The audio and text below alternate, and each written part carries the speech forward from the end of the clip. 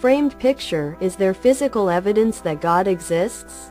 If asked this question, I would immediately point to Pablo Picasso's painting Guernica, said to have been painted in 1937. That painting is, in fact, a work created by God himself to prove his own existence. I will explain this step by step. 1. The woman holding a baby. In the lower left, there is a woman holding a baby. Look closely. On her right side, you can see a tail. I identified this woman as Lamia, a serpent-bodied figure, namely, Anna Maria. As evidence, Leonardo da Vinci painted the exact same tail in the Virgin of the Rocks, Louvre version. Rotate one tail 90 degrees and flip it horizontally. Previously, I had already proven that the figure commonly called the Virgin Mary in the Virgin of the Rocks is Lamia, with a serpent's lower body. The coloring, brushwork, and patterns on her chest match perfectly with the rocky area behind her, which I identified as a tail. 3. The man lying on his back. In the center bottom of Guernica, there is a man lying on his back. This figure matches the central lower figure in Leonardo's Battle of Anghiari. Both have stigmata, hold swords, and are trampled by horses. This man is the substitute Jesus who was crucified and killed. The stigmata on his hands equals Jesus, but Jesus would never wield a sword. Therefore, he is a double. 3. The elderly man in a strange pose. To the right, there is an elderly man in a peculiar pose. This pose matches the one in Leonardo's Saint Jerome. Both figures hold stones. Both have sparse hair. This old man is Cain 27, and God 61. In Leonardo's Saint Jerome, the number 61 appears in the upper left, and the foot area hides the number 72, right pointing arrow 27, Hebrew reads right to left. Through these 3 points, 1, 2, and 3, the paintings of Da Vinci and Picasso are intimately and inseparably connected. Naturally, all the figures in Guernica are linked to ancient gods. The hidden images in Da Vinci's paintings, 1, 2, and 3, were all discovered by me, Hiroshi Hayashi, after 2012. These are facts that Picasso in 1937 could never have known. In other words, Picasso painted Guernica without understanding what he was depicting. The painting is the work of a god who stood above Picasso and manipulated him. That god is Cain. The figure 27 equals Cain in Leonardo's Saint Jerome is the proof. Cain often signed his works with a self-portrait or the number 27, usually in the lower right. All of these facts have been proven by me, Hiroshi Hayashi, with evidence, one by one. Fire. 4. The man punished. At the far right of Guernica, there is a pitiful man undergoing the punishment of being thrown into a pit. He was killed as a substitute for John the Baptist. This scene corresponds to the fresco on the ceiling of the Sistine Chapel. Both figures have broken legs and 5 toes. A serpent is also depicted. To the right of him, a figure holding a torch emerges from a dark room. This composition matches the Statue of Liberty in Hudson Bay. This figure is Plato, Cain, trying to lead the prisoners of the cave, i.e., the people, from the world of darkness. Apply Plato's allegory of the cave here. The Statue of Liberty has 7 rays of light. The hair of the figure in Guernica also has 7 strands. The torch held by this figure matches the torch held by Jesus in the Basilica of Santa Alinare. 5. The central eye. The central image is, needless to say, the eye of Prometheus. It has 14 rays of light. 7 plus 7 equals 14. To its left is a one-eyed bird equals Marduk. This matches the one-eyed bird in Leonardo's The Baptism of Christ. To the upper left of that is a bull cut in half, pierced by a sword. This is Enki. Enki was beheaded and killed by Nergal and others, as evidenced by the Mithra statue. Thus, every figure and animal in Guernica can be explained. And of course, Everything written here was discovered by me, Hiroshi Hayashi, after 2012. These are facts that Picasso could never have known. Therefore, this painting becomes physical evidence of the existence of God. A painting is a physical object. Hence, it is physical evidence. I now say to those who still doubt the existence of God, not only to you, but to everyone, please look at Guernica yourself while reading my explanation. Judge with your own brain. It is commonly said that Guernica is a symbolic anti-war painting. But is that really true? Think for yourself. Judge for yourself.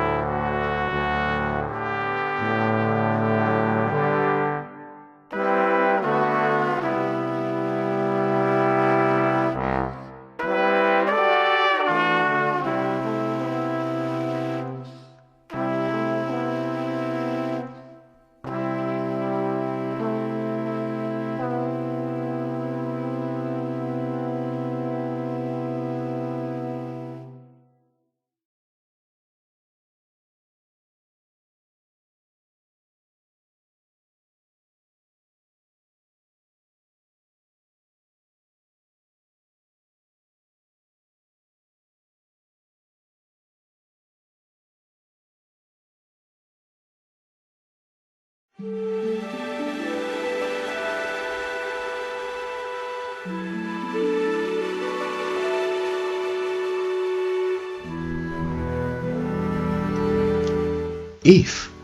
I were asked what physical evidence proves the existence of God, I would point without hesitation to Guernica, which is said to have been painted by Pablo Picasso in 1937.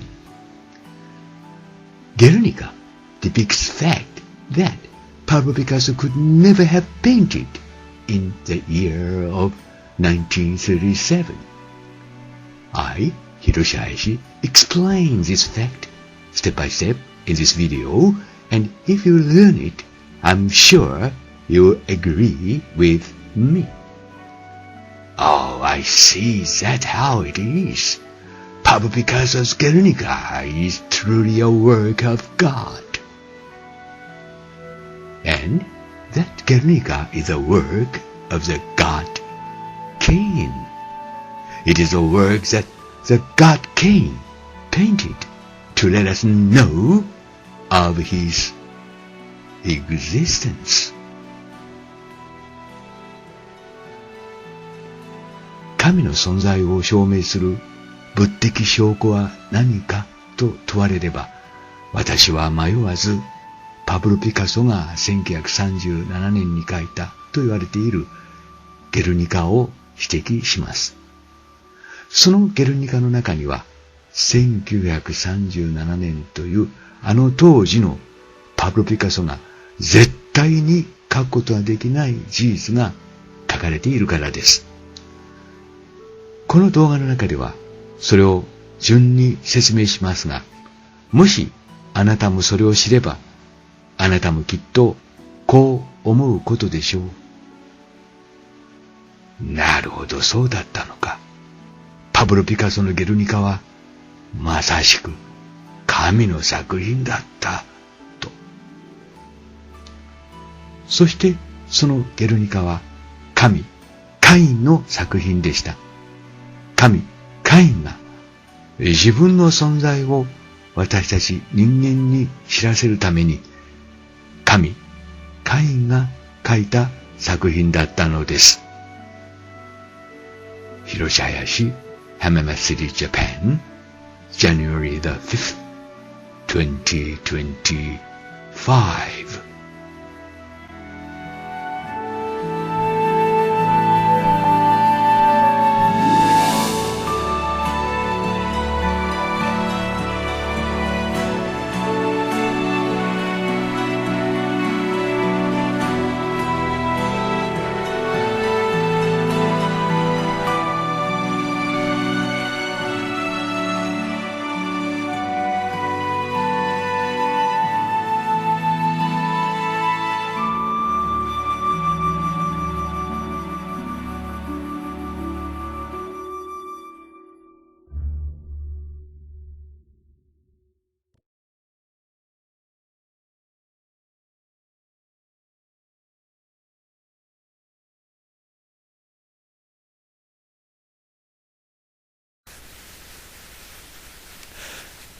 visualarts.com website writes about Pablo Picasso's Guernica as follows. The scene depicted in Guernica is a room full of moving, screaming and dying adults, children and animals.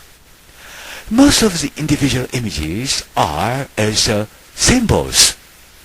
On the left, a bull or virility of man pierced by jagged shrapnel or its wounds plus its passivity suggests man is in trouble, stands over a wailing woman with a dead child in her arms, or theater image, the age-old suffering of women in war. In the center, a horse representing innocent people is whinnying in agony from a terrible injury in its side. Underneath The holes are the shattered remnants of a dead soldier, and the grip of the hand on his severed arm is a broken sword out of which a flower grows. On the palm of his other hand, signs of the stigmata of Christ are visible, indicating martyrdom. Above the dying horse is a blazing light, or symbolizes incendiary bombs that fell on the town, which is also reminiscent of the bare bulb in a prison cell or torture. On the horse right, an open-mouthed woman seems to have stuck her head and arm through a window, or horrible observer. In her hand she holds a lighted lamp. Another confused woman moves from the right towards the light in the center, or dazed victim. On the extreme right of the room, a figure screams in agony as it is engulfed by flames, or innocent victim.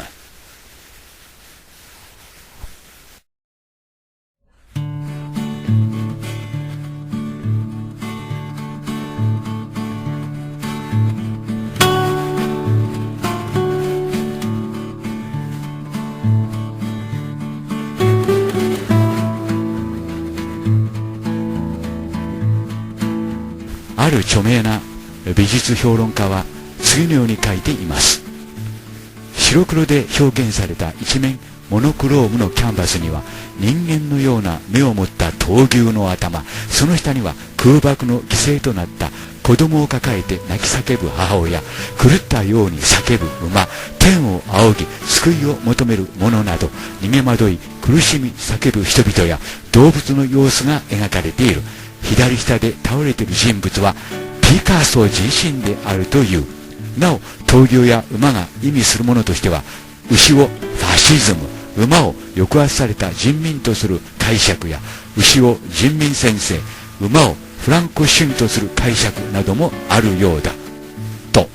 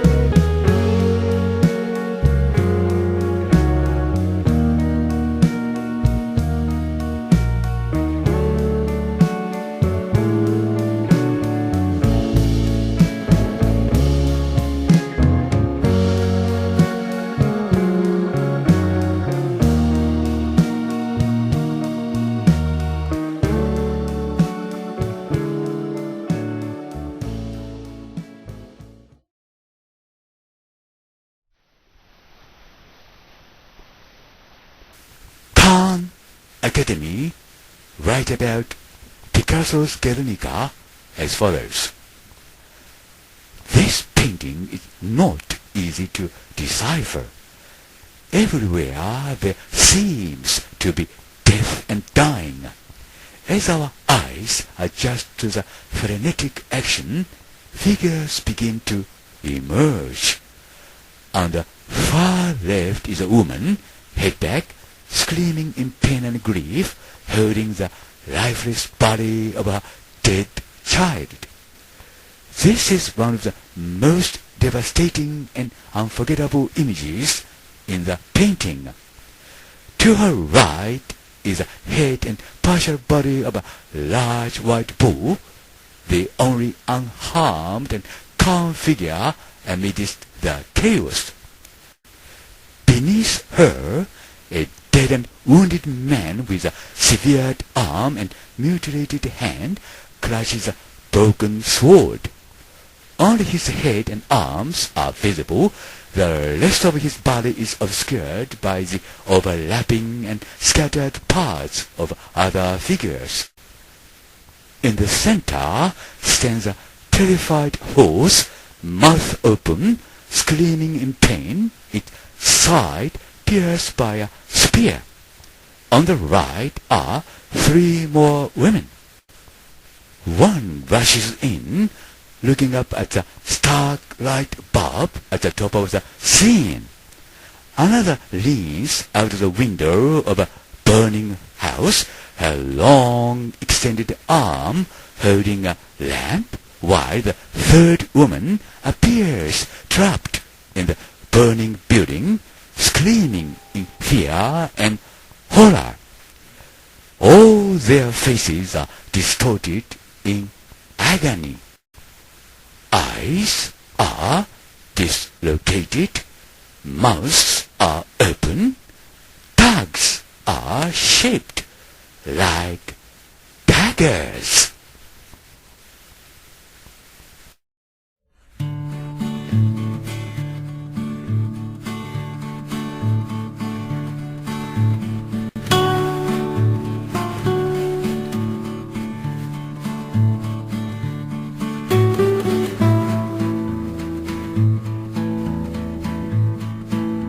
ある著名な美術評論家は次のように書いています。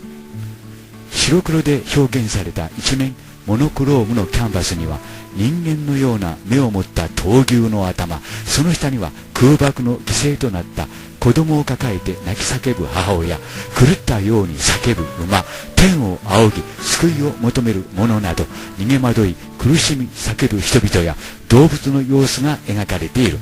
左下で倒れている人物はピカソ自身であるという。なお闘牛や馬が意味するものとしては、牛をファシズム、馬を抑圧された人民とする解釈や、牛を人民先生、馬をフランコ主義とする解釈などもあるようだと。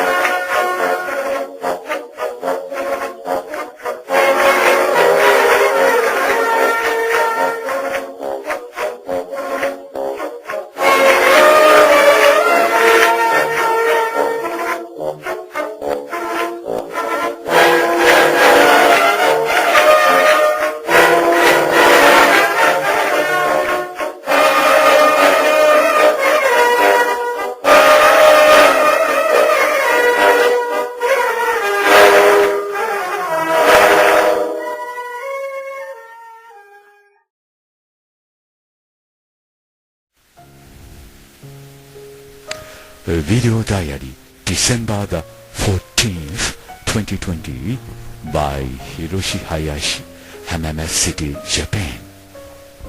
ビデオ日誌2020年12月14日、林博です。おはようございます。神の証明ですよね。で、その神の存在を証明する物的証拠は何かというとですね、つまりはパブロ・ピカソの描いたゲルニカということになります。っていうふうに思われるかもしれません。あるいは中にはですね、あるいは多くの方はですね、神なんて存在しないって考えておられるわけです。と同時に神の存在を証明する物的証拠などあるはずがないじゃないかというふうに考えておられるわけですが、神の存在を証明する物的証拠があります。それがですね、今ご覧いただいているパブロ・ピカソの描いたゲルニカということになります。一応この絵は戦場のゲルニカの惨状を描いた絵ということになっています。またそのように解釈されていますが、本当にそうでしょうかということなんですね。で、このゲルニカの左の下にはですね、尻尾を持ったラミア、下半身大蛇のラミアが描かれています。そして同じ絵をですね、ダ・ヴィンチが描いてますね。右が岩窟の聖母ルブール版です。この中心に描かれている、この女性はですね、ラミア、下半身大蛇のラミアです。で、その両者って言いますかね、その尻尾を見比べていただきたいんですけども、左は横向き、右は縦向きに尻尾が描かれていますけども、同じ形なんですよね。はい、見比べてみてください。で、左のゲルニカにですね、このような人物が描かれている、すなわち下半身大蛇のラミアが描かれていると発見したのは2012年以後の私、林博でと同時に、右のですね、岩窟の聖母の中に描かれているこの女性がですね、下半身大蛇のラミアであることをですね、発見したのも2012年以後の私、林博です。パブロ・ピカソについて言えばですね、これがラミアであることは知る由もなかったと思います。で、同時に右のですね、この絵の中にラミアが描かれているということはですね、当時の神と人間の間を行き来した人間、あるいは半信半人だったかもしれませんけども、その名前がですね、レオナルド・ダ・ヴィンチなる人物が知る由もなかった事実ということになるわけです。がしかし、こうした事実がここで一致するわけですね。なおかつマリアというのはラミアのアナグラムということになるわけです。あるいはラミアがマリアのアナグラムであったかもしれません。 L と R の違いは音の違いということだけですよね。大きな問題ではないということです。これはイタリアの研究者の方にそのような証言をいただいています。ともかくもマリアイコールラミアがこうして描かれているということですね。で、ダ・ヴィンチなる人物が描いたと言われている絵はですね、それは1500年のいわゆる紀元後1500年前後のですね、カイン・キリストの描いた絵ということになるわけです。その証明もきちんとしてきました。となると、それから約400年後ですね、1937年にパブロ・ピカソは左のゲルニカを描くわけですけども、同じ画家がですね、このように存在したということになるわけです。じゃあその画家は誰かと言いますと、カイン・キリストということになるわけです。で、もう一度このパブロ・ピカソの描いたゲルニカを見てください。今度はこの中央の人物に注意してください。馬になってますかね、上から押さえつけられて仰向きに倒れている人物が描かれています。この構図といいますか、同じ人物をやはりダ・ヴィンチがですね、ゲルニカのゲルニカじゃません、上のですね、アンゲルの戦いの中に描いています。下はゲルニカです。上はアンゲルの戦いです。ここでも上でもですね、アンゲルの戦いの中でも馬に踏みつけられて頭から血を流している人物が描かれています。ではこの人物は誰かと言いますと、向かって左側の手の甲に聖痕があります。で、下のパブロ・ピカソのこの人物にもですね、左手の手のひらの中に五芒星が描かれています。つまりこのような形でパブロ・ピカソはですね、ゲルニカの中にその人物を描き、そして左手ですよね、手のひらを上に向けてますけども、向かって左側の手のひらにはですね、五芒星が描かれています。つまりこれが聖魂だというわけです。構図が全く同じです。つまりここに描かれているのはですね、十字架にかけられて処刑された、つまり替え玉の人物ということになるわけです。本物のシャマーシュイエスはですね、それ以前に殺されています。今、聖魂を皆さんに比較していただいています。暗言の右上がですね、暗言の戦いの人物の手に書かれている聖魂です。これは森本聡さんという方が発見してくださいました。そして右下はですね、パブロ・ピカソの手のひらに書かれている聖魂ということになります。そしてもう一人、右の人物に注意してください。右の下の人物ですね。これはパブロ・ピカソのゲルニカの中に書かれた右下の人物ということになります。そして上がですね、一応レオナルド・ダ・ヴィンチやる画家が描いた一応セント・ジェロームの絵ということになっている絵です。これはセント・ジェロームではありません。神、カイン・キリストということになります。で、このポーズが全く同じなんですね。注意深くご覧ください。同じなんですね。一見上の人物の右足がですね、立っているように見えますけども、右足は後方にずっと流れています。今白で示しました。全く同じ人物をですね、パブロ・ピカソがゲルニカの中に描いているということです。こうしてレオナルド・ダ・ヴィンチの絵とパブロ・ピカソの絵がつながっていることですね。薄い髪の毛、それから手にはですね、両方とも石を持っています。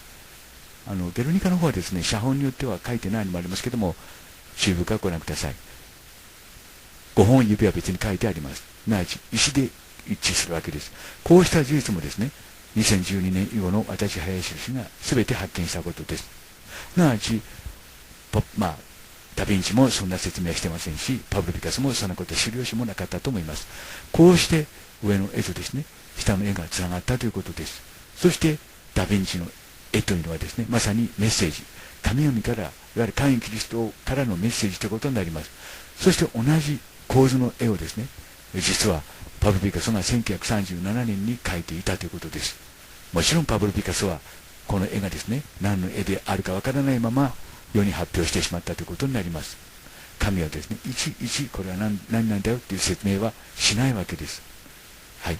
それについてはまた別のところで論じましたので、今日は先へ進みますけども、要するに、このようにこの3箇所を取っただけでもですね、上がレオナルド・ダ・ヴィンチの描いた絵ということになっています。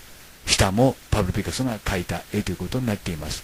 こうして絵画が一致しているということですね。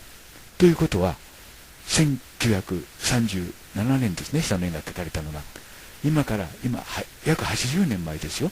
80年前にこのような絵をですね、カイン・キリストは、人間パブロ・ピカソに描き与えたか、描き方を教えたか、あるいは構造をしてたか、それはいろいろに考えられますけども、要するに、パブロ・ピカソはこの絵について言えばですね、ただの操り人形であったに過ぎないということになるわけです。で、左がですね、私が以前はマルトックと判断してましたけど、この人物こそがですね、カイン・キリストです。アダムの息子のカインです。このカインはですね、弟のアベルを殺したがゆえにですね、深い悔恨の念といいますかね、罪を犯し、それゆえに懺悔に懺悔を重ね、自分の胸に石を当てて苦しみ悩み、そしてそれを乗り越えたといいますかね、それを神に認められたといいますか、アダムの息子ではあったんですけども、神の地位を与えられたということになります。そして人間の救済者となったわけですね。つまりそれだけ深い罪を乗り越えたと言いますかね、負ったがゆえに、このカイン・キリストはですね、人間、私たち一人一人の奥深いところにある罪というものがどういうものであるかということを理解できる神になった。つまり懐が底なしに深い神になったということになるわけです。すなわち救世主としてふさわしい神になったということになります。カインイコールキリスト、キリストイコールカインということになるわけです。それを表したのがカシノの戦いですね。何度も言いましたけども、775027はキリストは聖書というところのカインと、解読しました。つまりこの人物こそがですね、救世主ということになるわけです。もう一人その上位にマルトックという神がいます。そのマルトックは、殺されたエアプロメテウスの直系の息子となるわけです。そしてその直系の息子がですね、ある意味で二人三脚、イエスの立場を現在守っているということになります。最後にもう一度復習しておいてください。左がパブロ・ピカソの描いたその人物の尻尾です。そして面がですね、ダヴィンチなる画家が描いたとされる岩窟の聖母の中に描かれている下半身大蛇の、女性ですよね、の尻尾と比較してみてください。形が全く同じなんですね。どうしてこんなことができたかというと、作家が一人であったということになるわけです。すなわちこれらの絵を描いたのは、これらの画家たちをですね、指揮指導し、あるいは教えた、与えたもう一人の神、すなわちカインキリストということになるわけです。つまりこのような形でカインキリストは今から500年前のルネサンスの時代にも存在したし、それから今から80年前のこのルネサンス、パブロ・ピカソの時代に存在したということになるわけです。80年です。遠い昔のように考える人がいらっしゃるかもしれませんけれども、たったの80年ですからね。私が生まれる7年前ですからね。はい。ということで、神の証明をこのような形でしてみました。皆さん、カイン・キリスト、救世主カインは今もこの地球上に存在するということです。これが神の証明ということになります。お疑いの方は何度もこの動画を見てご自身で判断してください。バイ。